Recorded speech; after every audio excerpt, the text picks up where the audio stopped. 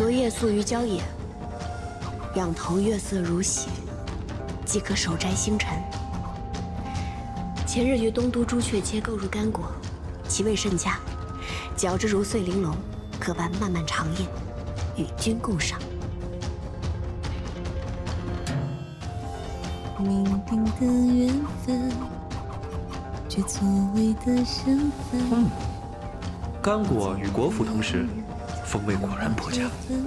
前人竟单啖干果、果脯，今尝二者同食，滋味有趣。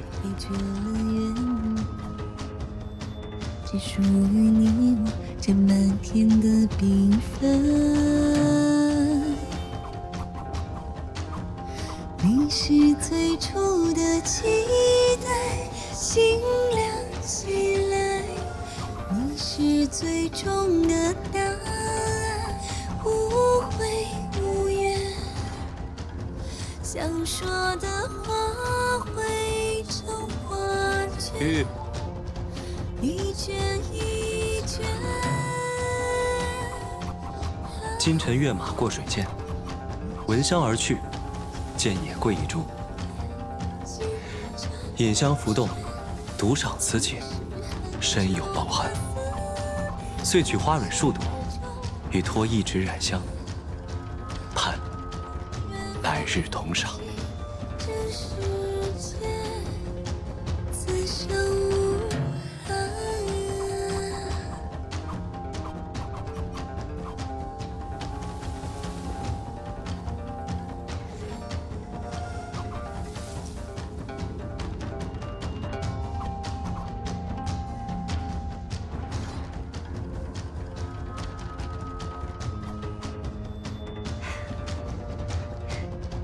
小魏，等你半天，原来你在这儿，怎么了？啊，也没什么，就是想问问你，今天还写回信吗？又是怕那个谢长耳着急啦？不是，我跟他约好了，以洛阳为界，在那儿互相传递书信。以洛阳为界，这是你的主意还是谢长耳的主意啊？那只耳朵说是他家17郎的主意，约在洛阳，免得行军途中互相找人不便嘛。这个谢长耳在两军之间送信，只要记住他抵达的时辰，再测算出马匹脚程的速度，就很容易猜出镇西军现下行至何处。这个李皇孙也太狡猾了。小伟，也就是你，能猜得出他那些弯弯绕绕的心思和用意。那这么说，我也很狡猾啦？不是，你那是聪慧。那还写回信吗？还不知道。这个怎么会不知道呢？写不写回信？就是不知道写不写回信？写一个。有人进去了。桃子，走，咱们去散个步。小伟，咱们不进去堵那个奸细一个正着？无妨，与李逆通信就是想调出这个奸细。既然他们已经上钩，在做蠢事，让他们做吧。自君一别，虽数日，犹数年，未尝有此滋味，甚是牵挂。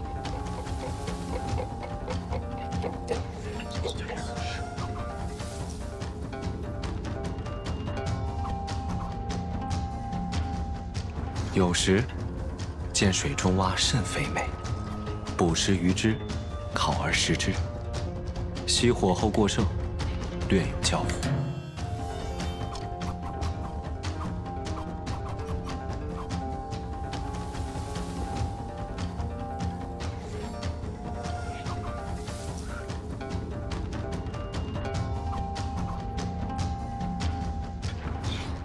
这是从何处取来的？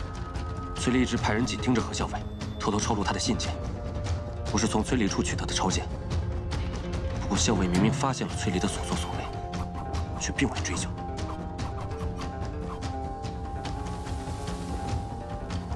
走，来，十七郎，战事如何？坐。如今大局已定，穷寇莫追。你呢？怎么样？我这个呀，皮外伤。好啊，咱们熬了这么长时间，终于把潼关给咬下来了。我听我爹说，潼关号称第一锁要，开国100年来没有任何一支军队可以把它攻克。以后在国朝史书上，咱们镇西军也可以留下一笔了。如今攻守易势，你呢？接下来应该发愁该如何守住这潼关了。十七郎，这世上哪有第2个镇西军，哪有第2个十七郎呢？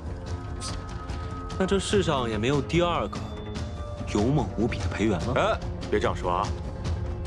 但是十七郎，我有个问题，你明知道不可为，为什么还要写信给会稽王还有临淄王，让他们一起合围西长京呢？我那2位兄长啊，被我父王惯得跟倔驴一样。你呢要往西，他们就偏要往东。我不希望在当头这个时候，他们为了抢功劳，擅自出兵闯祸。当然要给他们写封信约他们合围。这样一来，他们肯定不会听我的，自然也就小小丁丁按兵不动了。所以这叫指东打西，反其道而行。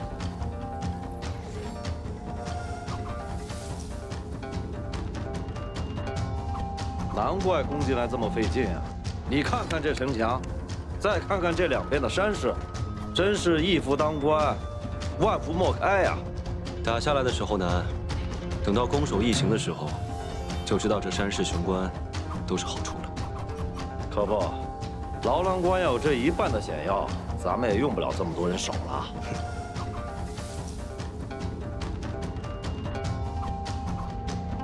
哟，是不是又有信来了？十七郎，你怕是望眼欲穿了吧？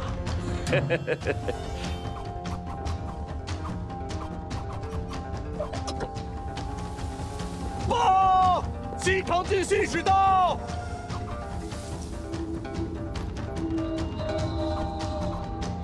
大都督命我来传令，镇西军需在3日内退出潼关。放！孙敬是让你来送死的吧？小裴将军，我既然敢来，那就不怕送令。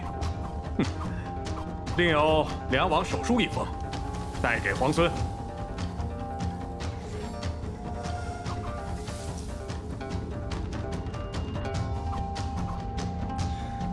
若要是执意不退兵呢？若是不退，那3日之后的午时，皇孙便备好丧服，为梁王服丧吧。想来我父王必定写了3封信，另外2封已经送去洛阳，给我那2位哥哥了。是，就是不知皇孙和2位兄长相比，谁更有孝心一些？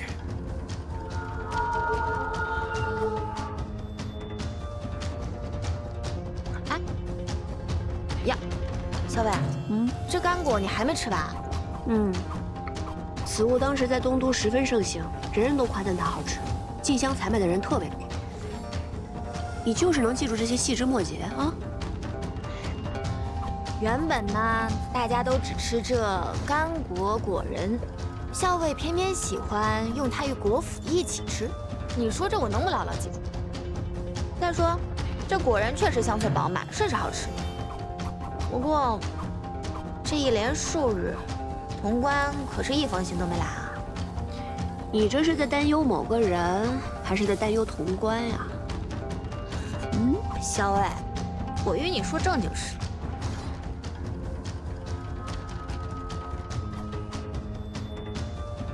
大概京中出事，他也没心思写信了吧？小伟，他是谁啊？他是谁啊？哎，他是谁啊？他是谁啊？吃干果还堵不上你的嘴啊！不说了，不说了。他是谁？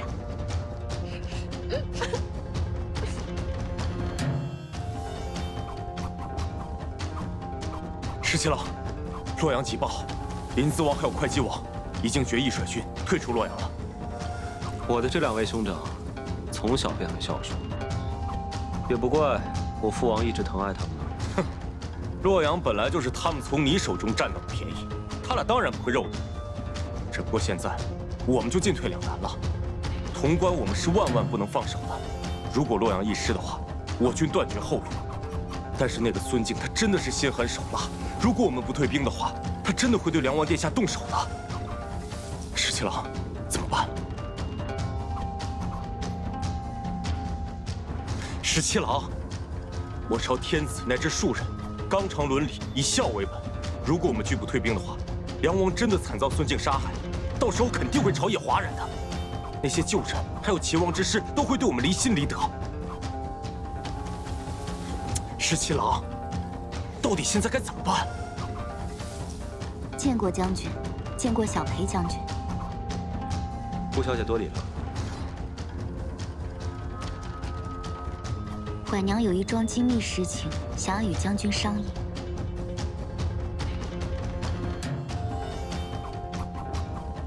顾小姐，请说。婉娘听闻京中孙贼以梁王殿下胁迫将军，婉娘愿赴西长京，待将军设法周旋，救出梁王殿下。你有何计谋？京中旧族世家众多，皆心向着国朝。只是孙贼势大，忍气不敢言，请将军赐一信物。婉娘回京后，以将军之名，暗中联系士族，重金收买宫中守卫，或许得法能救出梁王殿下。不行，这样太冒险了。万一要是被孙敬知道，又或是被人告密，你会丢了性命，甚至连累。婉娘不怕死，若是为忠义而死，婉娘死有容焉。便是家父，将军亦是知道的。他绝不屈于孙贼，定然也会赞成婉娘此举。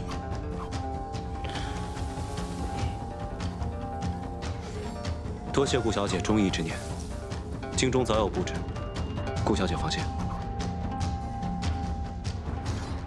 你说李皇孙会像他的兄长们那样退出潼关吗？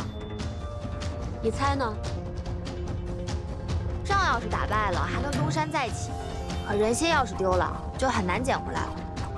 他的哥哥们都要退出洛阳了，皇孙要是不为所动，那就是千夫所指。我猜他会退。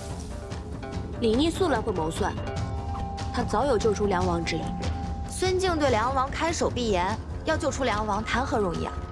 所以确实要好好想想办法，而且要天时地利人和。不过我看这李皇孙，怕是已经要凑好天时地利人和了。天时地利人和，如何才算得上是天时地利人和？桃子，你记不记得，你曾经配过一种药？撤！唐校尉，撤！校尉，校尉！校尉，荆州传来急报，公子请您回去议事。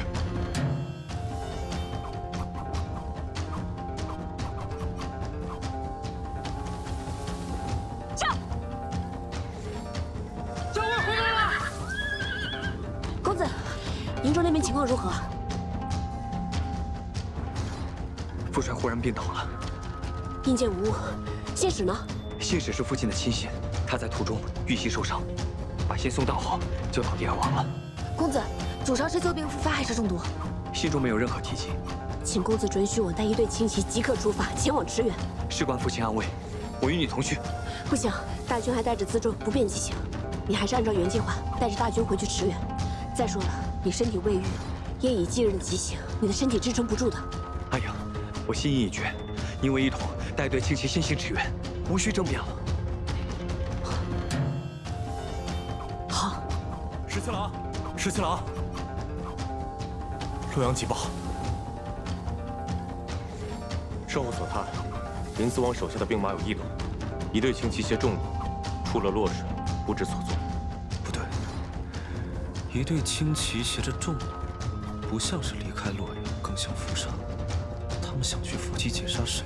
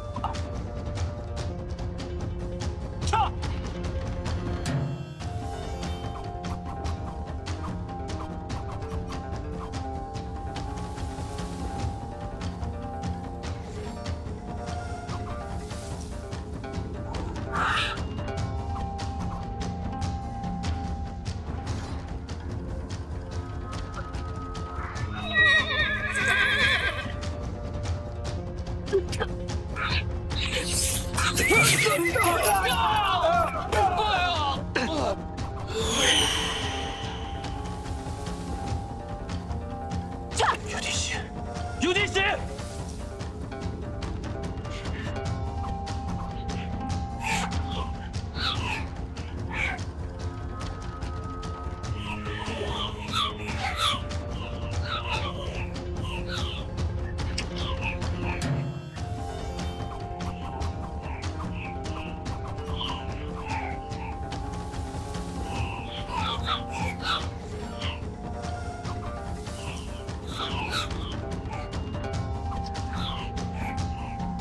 三郎，这次可将他们一网打尽。哼，崔林，我倒要看看这次你还有没有命活着出来。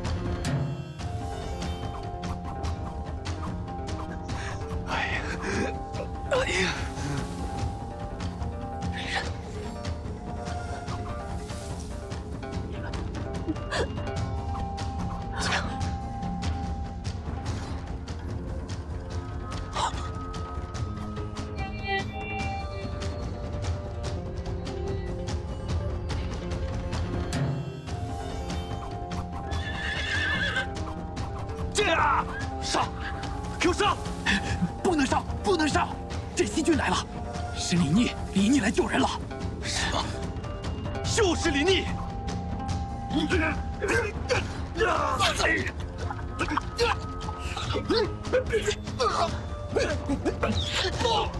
公子。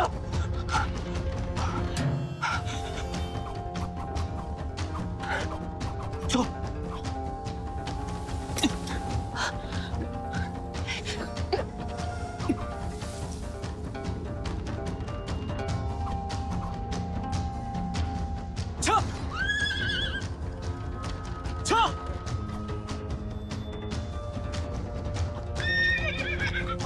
难道让我眼睁睁地看着崔林和何氏逃掉？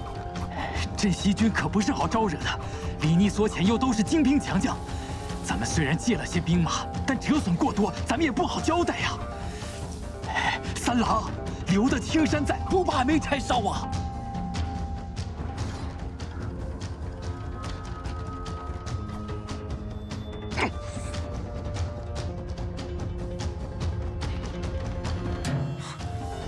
怎么回事？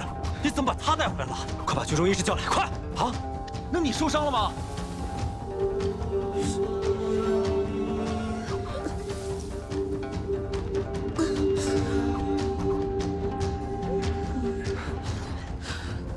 哎呀，此剑粗入体太深，又有倒刺，若是使蛮力拔出，只怕会伤及经脉，会血流不止的。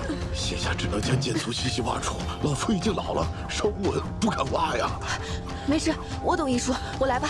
可是此法极其痛苦，怕这小娘子承受不住啊！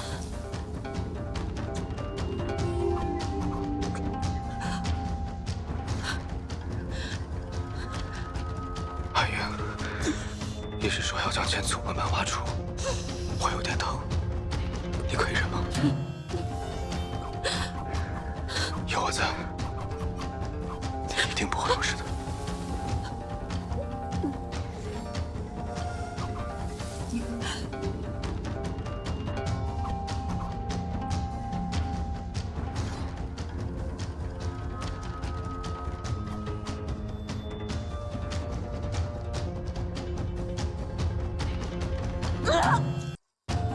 小伟，忍着点疼。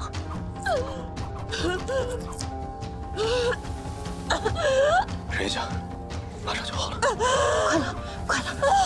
咬住，咬住！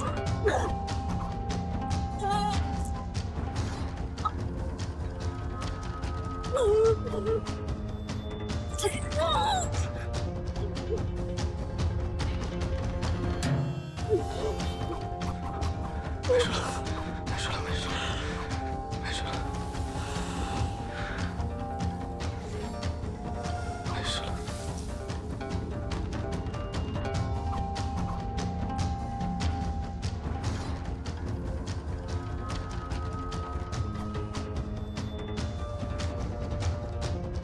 我来帮你擦。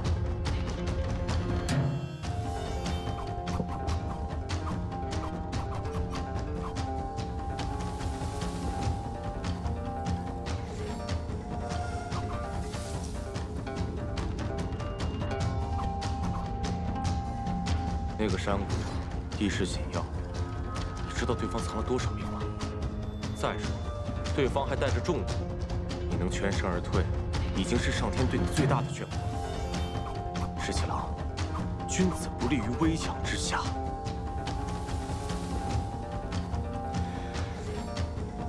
你说你好好一个武将，怎么偏偏要选你大伯那个引经据典，整天长篇大论？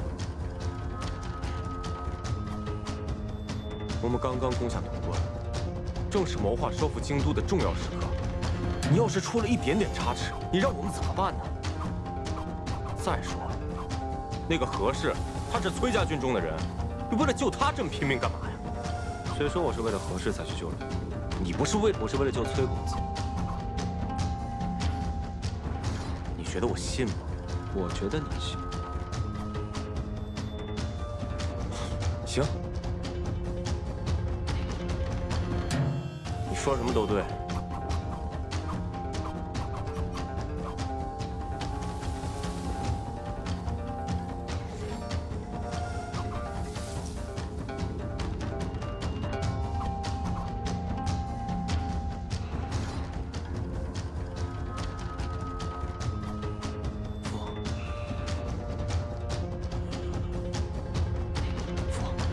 身子好些了吗？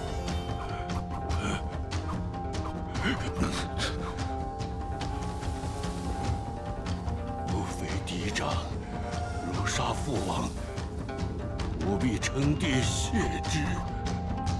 这是你写的吧？啊？是。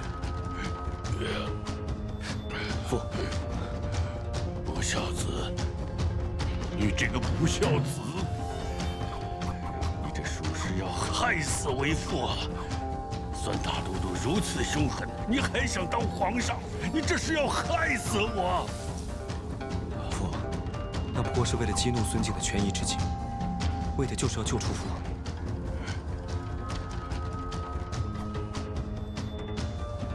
救出我？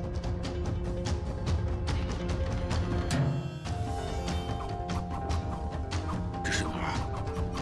这是潼关。自从孙敬叛乱之后，父王一直被扣在京中为止。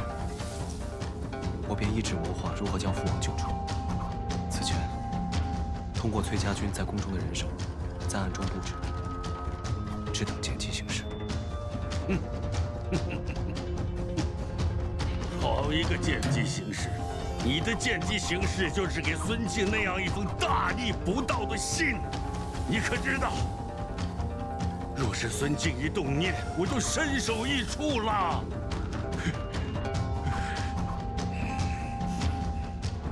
父王，我知道您看到信之后，定会勃然大怒。您向来身体不好，时常头昏，我想一气之下，您必然会昏倒。我命人用假死的药物，让父王假死骗过孙敬。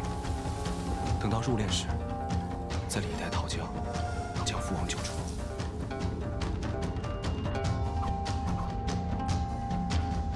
逆子，你这个逆子，你狂悖妄为！你这就是拿亲生父亲的命在做赌注，知道吗？儿子不敢。你还有什么不敢的？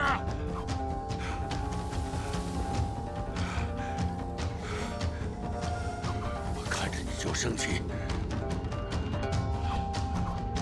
滚！快滚！是。儿臣告退。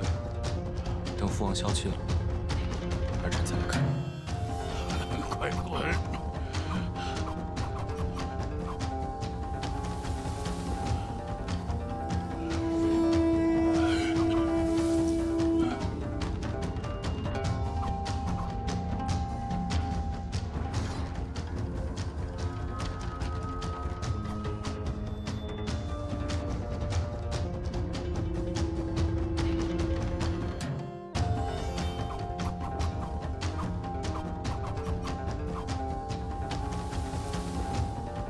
见过将军。听说迎回了梁王殿下，我便炖了一盅松蘑鸡汤，把油撇了去，再清淡不过。想着梁王殿下历经艰险，身心俱疲，用一些清淡养神的饮食，也可修培元气。皇孙不知道，我们小姐亲自守着小炉子，炖了好几个时辰呢。求粹，多嘴。顾小姐费心了。将军这是哪里的话？将军是要办大事的人，忙于军务。婉娘身无一技之长，又是柔弱女流，在军中添了不少麻烦。既然迎回了梁王殿下，请将军允许婉娘来照顾梁王殿下的衣食吧。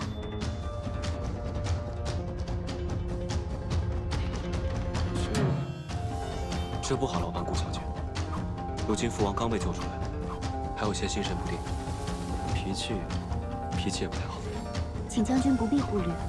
婉娘在家中也曾侍奉亲长，知道有恙在身，疾病苦楚，自然是会有些脾气的。请将军放心，婉娘一定能照顾好梁王殿下的。是啊，我们小姐可细心了。当时我们主公生病，都是她施及的。还请将军让婉娘略尽绵薄之力。那便有劳顾小姐了。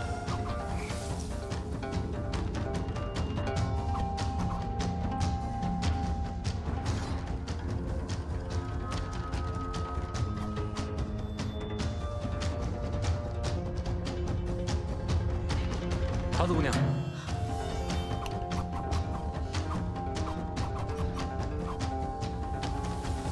你伤好些了吗？啊，没什么大事，最多也就疼几天。哦，哎，饿了吧？吃点东西。来。好。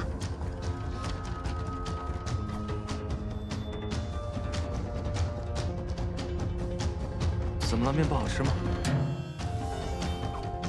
汤面哪有猪耳朵好吃？你傻乐什么？没什么没什么，面快凉了，你快吃吧。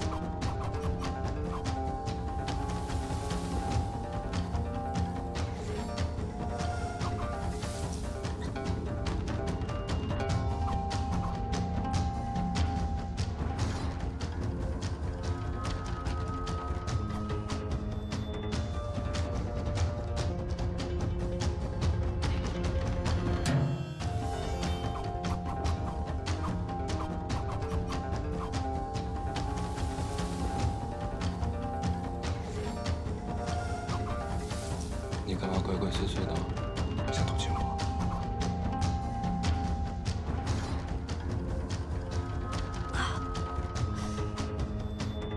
你有什么值得我偷亲的？哎，你这个人，是我救了你的命哎！想想我都救了你多少次了，你对救命恩人这么不客气呢？皇孙放心，他日如果你有性命之忧，我一定是排除万难，披荆斩棘去救你。哼，得君一诺，敏感无内。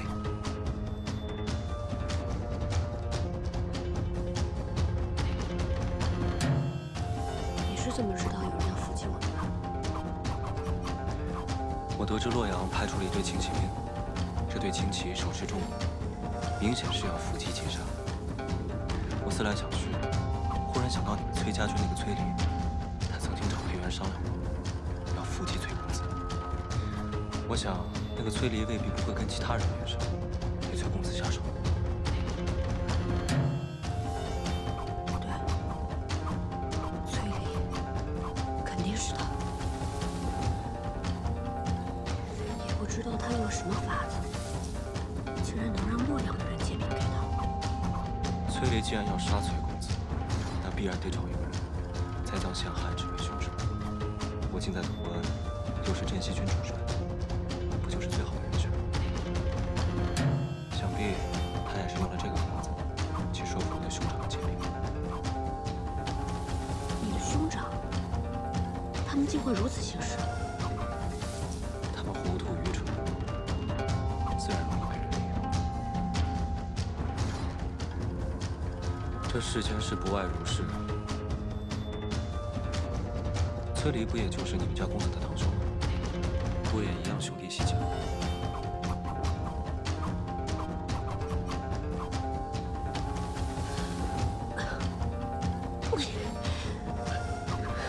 不好，兖州之事肯定更为蹊跷。公子呢？桃子呢？他们都受伤了吗？还有我的马在哪儿？你不会现在要赶回颍州吧？我是担心。乃是我们崔家军的根本。不行，我得想办法赶紧回去。哎呦，你的伤不致命，但你们家公子可能要好好静养一些时日了。你如果执意要赶回去，我不拦你，但你要想清楚，你能不能撑到跟大军会合，还有没有余力去解救颍州之事。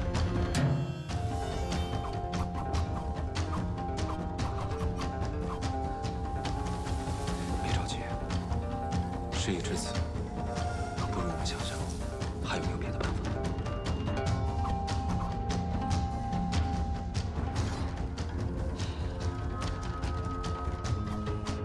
还有一事，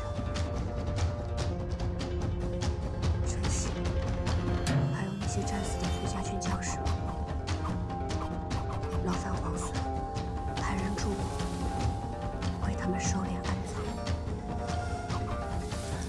你放心吧，在你昏迷的时候，我已经派人收敛了战死的崔家军强势。我知道陈血是你们公子的贴身亲卫，我命人给他立了碑。等你们崔公子康复了，再亲自去祭奠。阿英，节哀顺变。谢谢。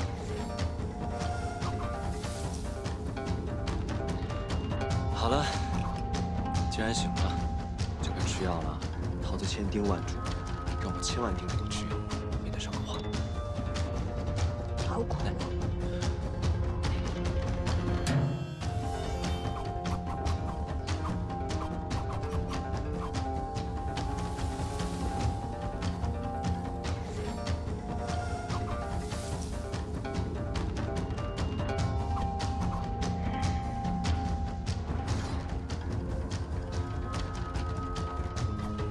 哎，做什么去了？连午饭都没有。我刚去山上转了转。石七郎，你现在是镇西军的主帅，你做任何事情都不能再任意妄为了。就像这次，你不顾危险去救那个何氏，何氏狡诈多智，对崔林又是忠心耿耿，这种人迟早会成为我们的心腹大患。我倒觉得他对崔颖更为忠诚。你有没有觉得他跟崔公子之间十分古怪？有什么古怪的？那个何氏效忠崔林，还是效忠崔颖，都是一样的，父子本来就是一体嘛。有些话我是不当讲，但是如果我都不和你说的话，就没人和你说了。色令之婚，非君子所为。你误会了，不是你想的那样。石七郎，你看我都准备好了。回头跟你说。啊？你们去哪儿啊？不告诉你。啊！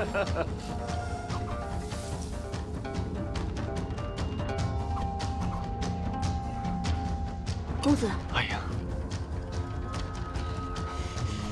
慢点。哎呀，你的伤势如何了？公子放心，我没事，只是皮外伤而已。倒是你，伤势颇重。来，先把药喝了，快喝。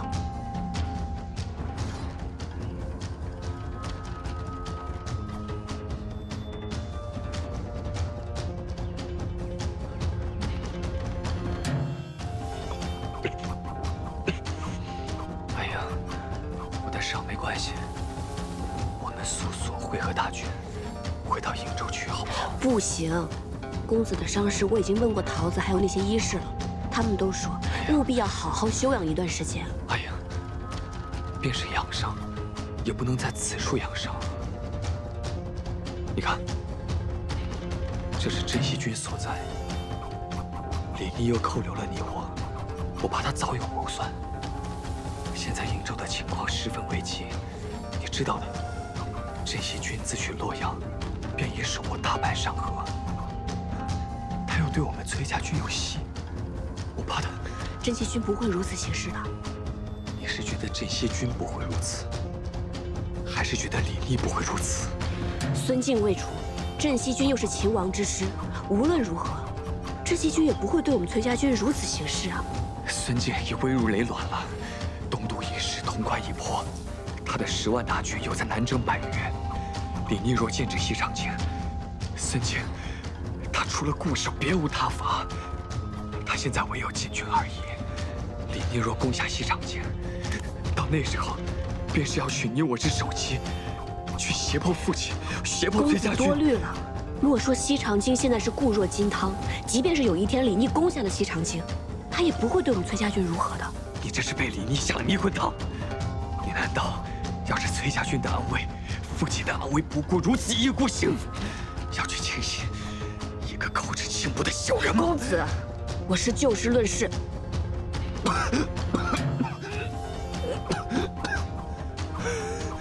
公子伤势未愈，还是静心休养为上。哎呀，哎呀，公子，公子。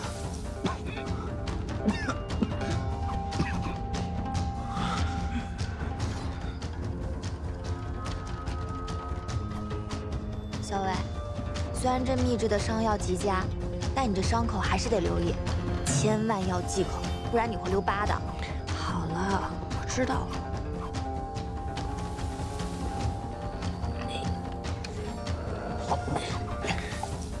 好端端的，为什么要翻窗户进来啊？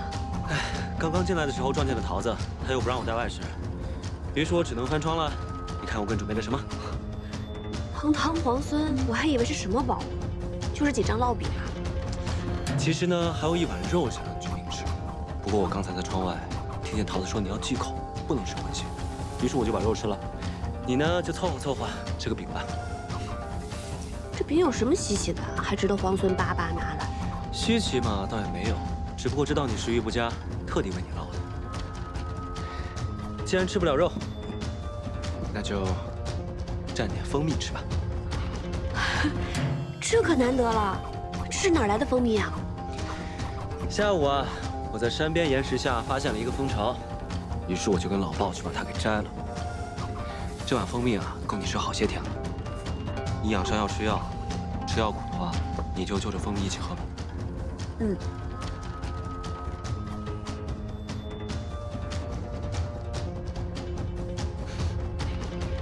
对了，我有件事情想问你。什么事啊？我一定知无不言，言无不尽。皇孙打算如何收复西长京？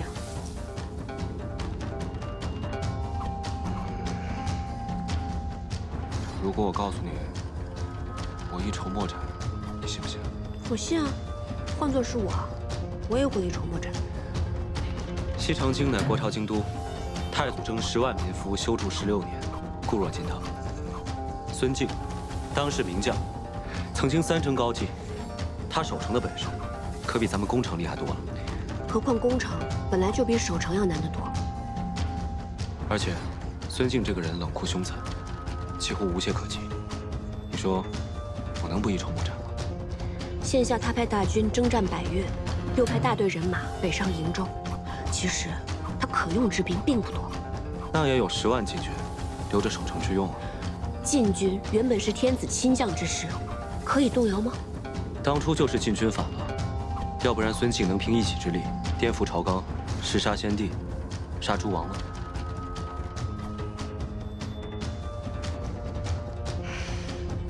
困而为之呢？困而为之，困而为之，此乃下下之计。眼下孙敬又在屯粮，以作围城之备。西长京这种城池，哪怕围上个1年半载，也不见得一定能够破城。彼时孙敬肯定已经召回征百越的大军，来个前后夹击。到时候就算我们联手，也未必能胜此一举。如果我有一个计策可以破城，那皇孙愿不愿意答应我一件事呢？你愿意留下与我共破西长京？你是想围魏救赵，以解瀛州之困是吧？如果能破西长京，或是逼得孙敬把围困在瀛州的兵马调回，那瀛州之围自尽。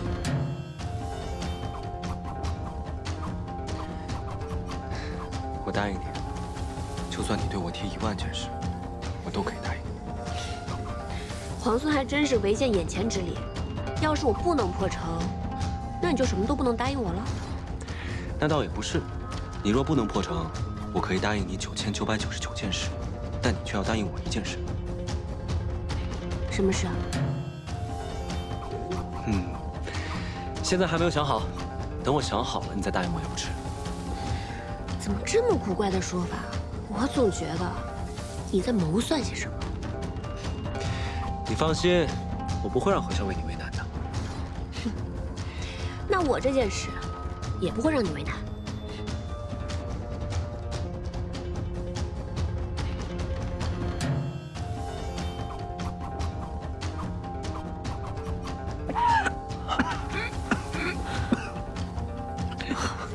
公子，公子，公子，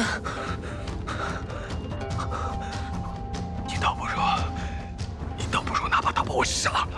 你听我说，如果能和镇西军一起携手破城，那瀛州之围立时便解啊！镇西军不可轻信，况且西长京，一旦有人知晓你的身份，那是何等凶险的事！公子，孙敬他素为当世奸雄，但他孤傲自大，他绝想不到我和李逆敢独自潜入西长京的。他也不可，万一……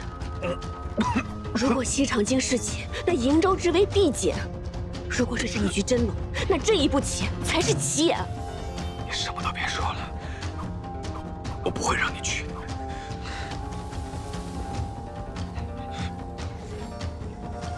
公子西袭瀛州，但又担忧我的安危。可我居意已决。公子你放心，就算事不协议，我也定能安然而返。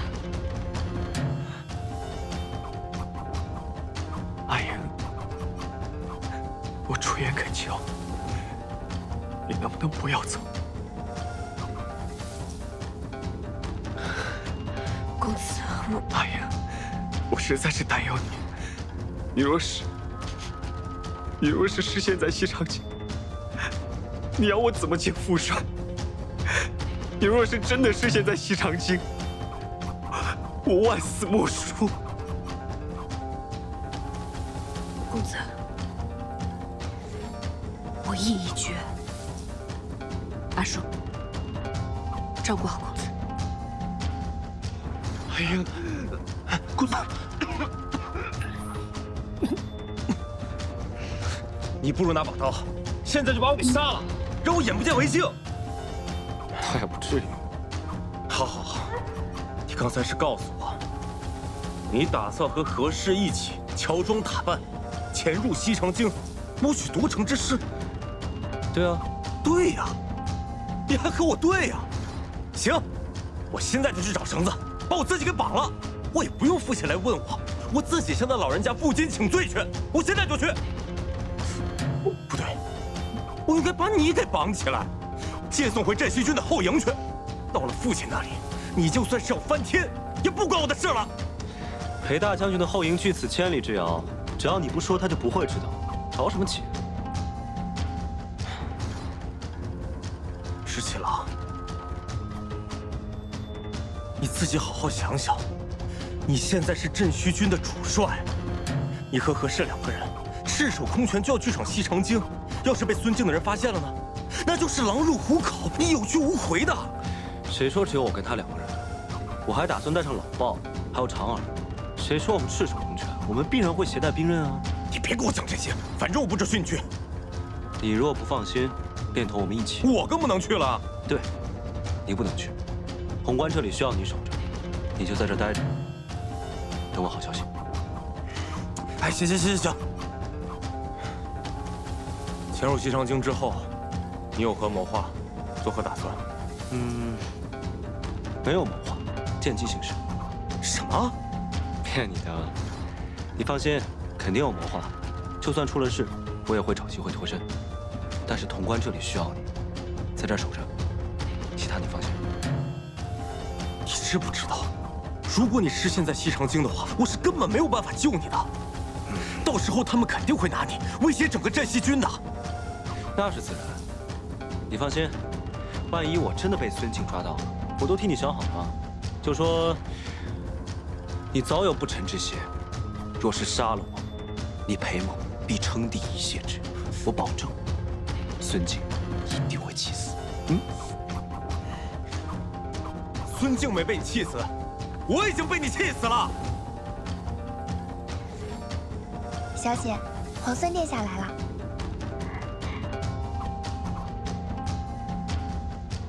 见过皇孙。顾小姐客气了。秋翠，快倒茶。顾小姐，此番前来有一件事情，想要拜托顾小姐。皇孙客气了，如有所命，无所不从。顾相身在京中，我想请顾小姐赐我一信物。我想遣人入京，与顾相商谈收复西长京里应外合之事。若无信物，恐怕难以取信顾相。皇孙既要遣人入京，想必是心腹之人。既然如此，也不需什么信物了。婉娘愿亲身前往。不可，去见顾相已是无奈之举，不能再让顾小姐涉险。皇孙匡扶天下，如今收复西长京，匹夫有责。婉娘虽为一介女流，也愿为天下大业略尽绵薄之力。家父忠于国朝，苦孙贼久矣。不论皇孙有何谋划，家父定会倾力相助。潜入西长京，一旦被识破，便会危险重重。皇孙想必会让谢大哥、鲍大哥诸人入京，他们都是久经沙场、机智勇猛之人。婉娘扮作家眷，调来无妨。便是万一出了纰漏，婉娘定会自裁，绝不连累众人。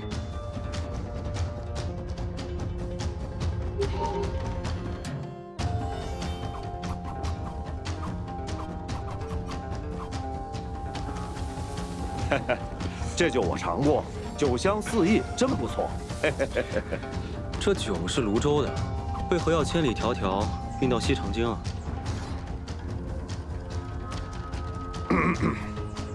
我家主人在京中有一酒肆，这2年生意不好，主人年纪大了，被命少主人亲自押酒到京中来，顺便往酒肆盘账。我家少夫人梁家园在京中，此番跟着到京中来，回娘家探望长辈。哎，石新郎，这此前计划的好好的，只有何校尉一人扮作女眷，现在突然多了一个顾小姐，那我该怎么说呀？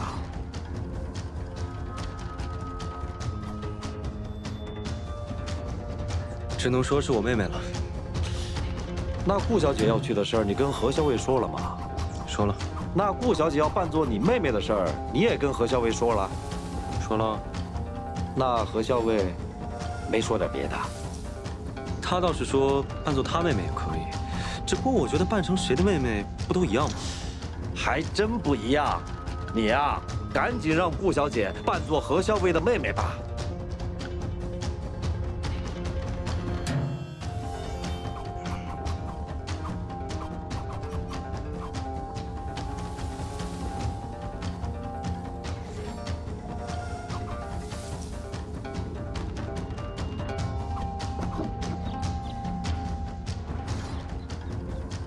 何校尉，你也去？是的，皇孙说顾小姐是主动请缨，令人敬佩啊。这是应为之事，何校尉过誉了。你我扮作姐妹，路上不用多虑，见机行事便可。准备出发了。皇孙也同我们一起坐车吗？不用了，我骑马，劳烦2位坐车了。这。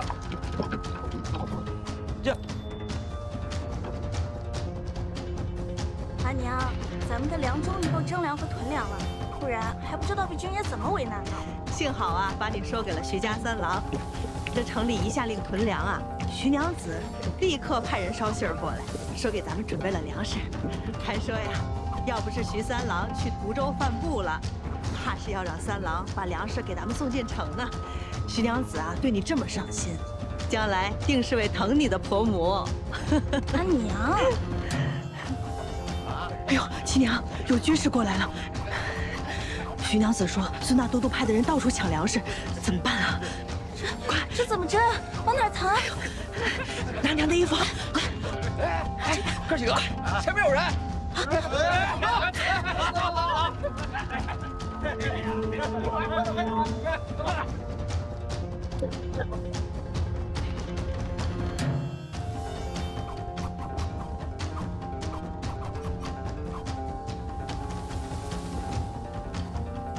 顾小姐想问什么就问吧。你袖中剑上淬了毒吗？有毒，但也有解药。婉娘只是好奇，何校尉身为女郎，在军中自然有诸多不便，可是英气勃勃、从容洒脱，是如何做到的？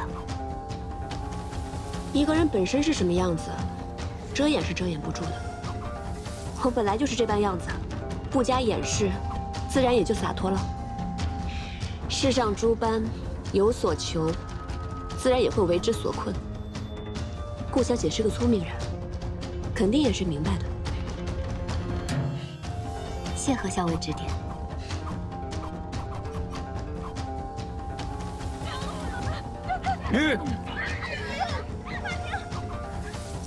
怎么了？前方李许，有人在喊救命。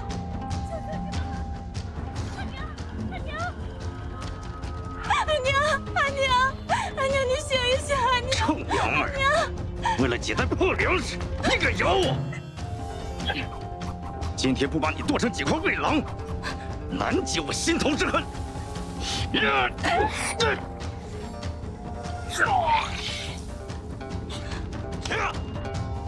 嘿，你爷爷我在这呢，吃爷爷一掌！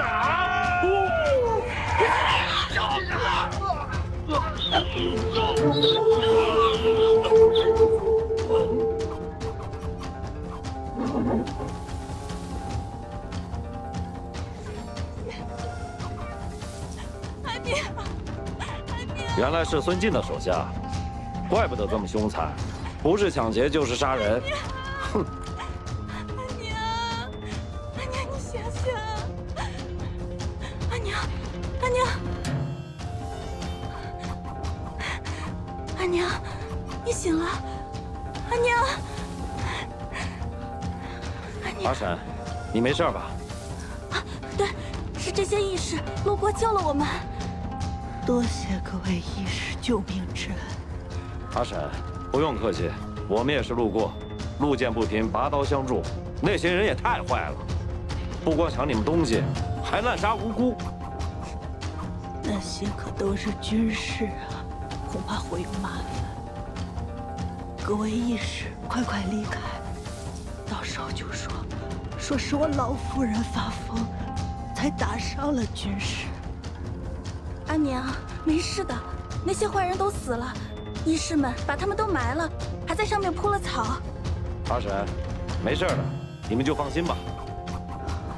为了救老夫人和小女，打伤了军士，倘若是被外人知晓，可是要被官差抓去凌迟的呀。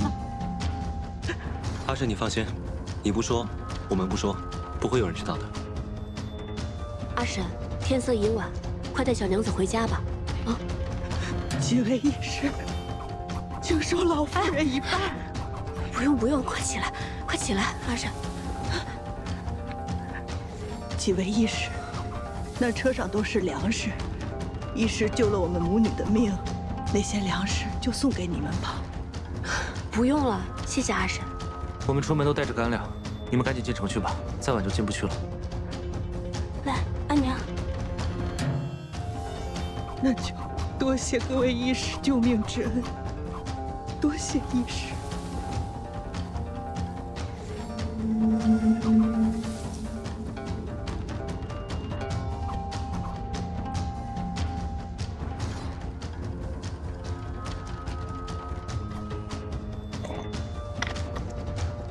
顾小姐，见过皇孙。顾小姐客气了，约我到此，可是顾相答应相见。是，婉娘回家后向父亲说明了，皇孙已经进城，父亲十分欣喜，只想立刻亲身来见皇孙。可是父亲出狱后，孙静一直派人严密监视。父亲虽偶能出府，可也时时有眼线跟随，府中更不知道安插有多少眼线。婉娘近日假作出城进香，特意相邀皇孙，还请皇孙想想法子，怎么能让父亲摆脱眼线，与皇孙见上一见。顾小姐请放心，这是自然。我回去好好琢磨一个法子，必然不会令孙静的眼线起疑。多谢皇孙。顾小姐客气了，应该是我多谢顾小姐。皇孙进城以来，可还安然无虞？我等皆是久经沙场，这京中虽然危机四伏，但不算险恶。那婉娘就放心了。婉娘还有一事相求。请说。婉娘今日是假作来进香的，听说青云观神术灵验，折一支回去浸泡沐浴，便可去除百病。若不折一支回去，只怕府里眼线生疑。可否烦请皇孙陪我去折一支呢？那是自然。多谢皇孙。都说心诚则灵，折神树树枝之前，一定要虔诚许愿，愿心上所念之人平安健康。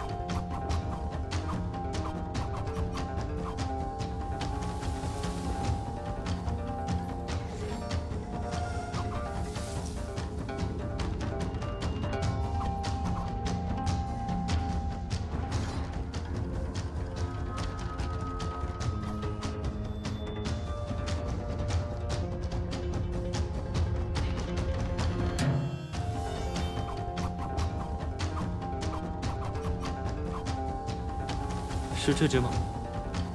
还是旁边那只吧。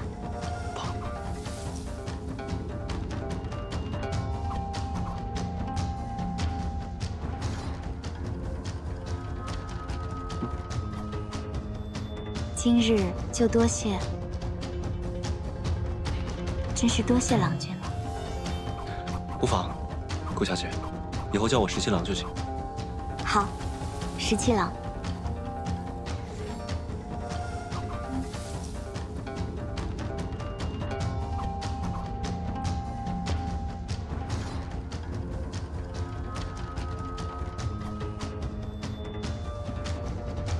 17郎，神树虽灵，但今日折了，今日就要泡水沐浴。你若是想拿回去送给梁王殿下，恐怕有点来不及呢。我想送的人就在这城里。都说这城外青云观的神树很灵，我一看，原来就是平婆树，枝叶确实可以镇痛驱毒。喏，我已经吩咐了店家，给你准备了1大桶热水，待会儿用它浸泡沐浴，对你的肩伤有好处。你去城外了？顾婉娘约我在青云观相见，说顾相现在可以出府，但不能出城，而且府里府外遍布眼线，她现在每出门都会被人尾随，所以我们要相见的话，就一定要想好办法。我倒是想到了一个好办法。这么快就有好法子了？那不得很快想出一个法子，好报你这折枝之恩啊！ 17郎，潼关传信了，出事了。怎么了？林子王他亲自带着车驾，从潼关接走了梁王殿下。小裴将军也没有办法，只好派人送了信来。我这位兄长，真是时时刻刻都想要表现出他那份小心。你为什么带我来这里？这里呢是酱园，小时候受了委屈，我被父王打了。 就会偷偷从府里面跑到这儿，然后藏到这树上。站在这树上的时候，看着天高云白鸟叫。每到夏天，蝉还会在这里脱壳而出，留下一个空空的知了壳。我便捡了那知了壳，拿墨涂画好，结果就跟真的蝉一样。那我猜你肯定是拿这个假知了去吓唬人了。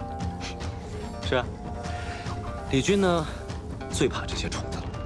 有一次，他把墨打翻到书上，却污蔑我，害得我被父王揍了一顿。我气不过，我就把那个空的蝉壳放到他的书桌上，结果呢，把他吓得嗷嗷大叫。好了，这下他又去告状了，我又被父王揍了。在我们瀛州也有一片小小的山坡，在树林后面。春天的时候，山坡上开满了野花。 小时候，我经常牵着马躺在山坡上，看着天上的云慢慢的飘过。要是小时候能认识你就好了。那可不一定，也许小时候你还会觉得我讨厌呢。刚认识我的时候，你还不是恨我恨得牙痒痒。那时候你多坏啊！一脚把我踹到井里，害得我泡了很久的凉水。那你还把我踹到河里了呢。 那我要不要现在给你打2下出出气啊？你把脸凑过来。